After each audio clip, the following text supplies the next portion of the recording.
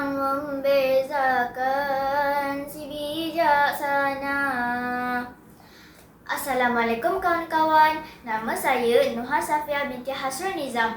Pada hari ini, saya akan berkongsi pengalaman tentang esensi sebuah buku yang menarik perhatian saya, bertajuk Akibat Mengabaikan Pelajaran.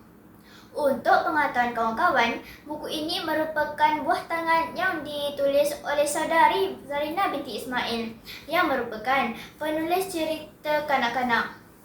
Buku ini merupakan salah satu kesinambungan koleksi penulisan Puan Zarina binti Ismail, iaitu Siri Liku-Liku Kehidupan. Buku ini telah diterbitkan oleh Pustaka Dasar Jaya pada tahun 2009. Siri Liku-Liku Kehidupan mengandungi 8 buah buku yang mengisahkan tentang kehidupan dan kejadian yang berlaku di sekeliling kita.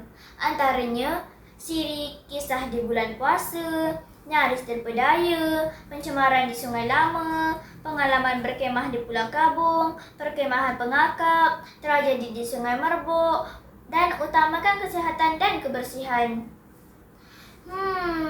Mengapa agaknya saya membeli buku ini? Walaupun buku ini telah lama diterbitkan, tetapi intipati di dalam buku ini mengandungi banyak manfaat kepada saya dan mungkin juga kepada rakan-rakan yang bergelar sebagai pelajar sekolah rendah. Isi kandungan dan penceritaannya pula mudah difahami dan tidak terlalu nipis atau bertebal. Sudah tentu memudahkan murid-murid sekolah rendah membacanya. Isi kandungan di dalam buku cerita ini hanyalah 30 muka surat. Sudah tentu menarik perhatian para murid untuk membacanya. Terdapat beberapa watak yang ada dalam cerita ini. Antara watak-watak yang ada dalam cerita ini ialah kawan-kawan Faizal, iaitu Aziz, Fuad dan Mecin. Manakala watak guru didokongi oleh Cikgu Anita dan Cikgu Ranjit. Watak utama didokongi oleh Faizal, seorang pelajar tahun 6 Matahari di Sekolah Kebangsaan Kampung Ara. Faizal digambarkan sebagai seorang murid yang bermasalah. Faizal merupakan seorang murid yang sangat pemalas, tidak berdisiplin, suka melanggar arahan, malahan tidak pernah menyesal atas perbuatannya meskipun perbuatan tersebut akhirnya menzalimi dirinya sendiri. Tingkah laku Faizal yang suka mengganggu kawan-kawan di dalam kelas membuatkan hampir kesemua murid tidak menyukainya. Sekalipun Fuad, iaitu ketua kelas Faizal, telah melaksanakan tanggungjawabnya dengan baik, tetapi Faizal tetap ingkari arahannya.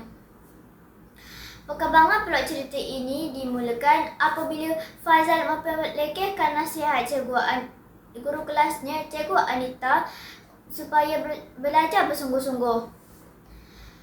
Faizal telah membuatkan Cikgu Anita berasa sangat marah dan menyuruhnya untuk berjumpa dengan Cikgu Kaunseling sekolah.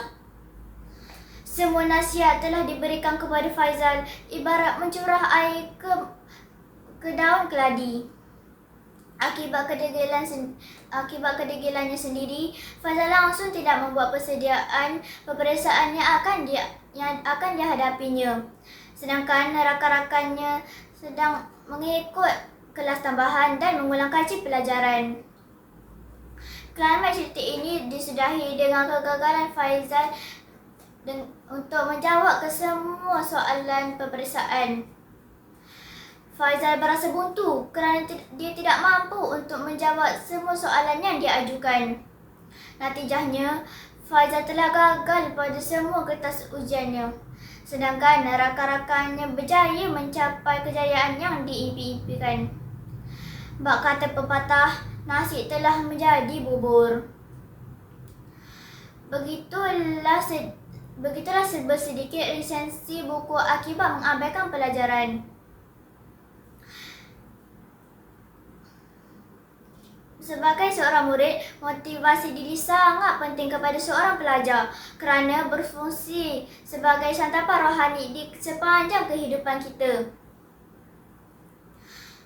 Menghormati kedua ibu bapa dan guru pula adalah kewajipan dalam kehidupan kita.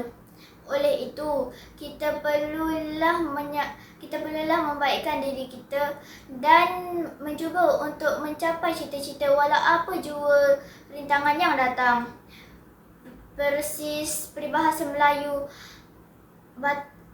belakang parang jika diasah akan tetap menjadi tajam. Sekian, terima kasih.